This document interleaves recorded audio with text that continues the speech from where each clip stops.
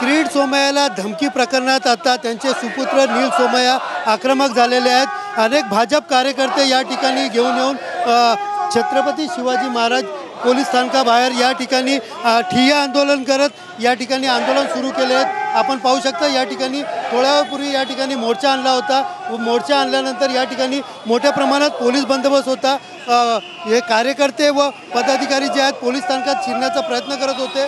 एकंदरीत या ठिकाणी युसूफ अन्सारी ज्यांनी धमकी दिली होती, धमकीनंतर या ठिकाणी त्याला अजून देखील अटक केली गेली नाही। त्याला युसूफ अन्सारी हा या ठिकाणचे या परिसरातच राहणारा असून त्याला लवकरात लवकर अटक करावी अशी मागणी घेऊन या ठिकाणी मोठ्या प्रमाणात भाजप कार्यकर्ते पदाधिकारी व क्रीड सोमय्या यांचे सुपुत्र नील सोमय्या या ठिकाणी आलेले आहेत। आपण त्यांच्याकडनं जाणून घेऊया। सर, आज तुमचं आंदोलन आहे, नेमकं काय आंदोलन आहे, कशा प्रकारचा इशारा देण्यासाठी तुम्ही या ठिकाणी उपस्थित आहात? हे बघा, ज्या युसूफ अन्सारींनी डॉक्टर किरीट सोमय्यांना धमकी दिली होती त्याच्यावरती अजून कोणतीच कारवाई करण्यात आलेली नाही।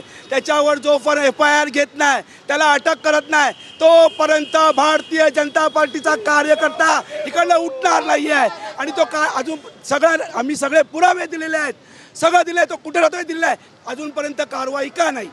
एकंदरीत आपण या शिवाजीनगर पोलीस स्थानकात तक्रार नवनगर पोलीस स्थानकात केलेली या परिसरामध्ये तो राहत असून स्थानिक पोलिसांना निवेदन देणार आहे। कारण आता तुम्ही ठिय्या आंदोलन सत्तेत असून ठिय्या आंदोलन करण्याची भूमिका तुमची झालेली आहे, काय नाही?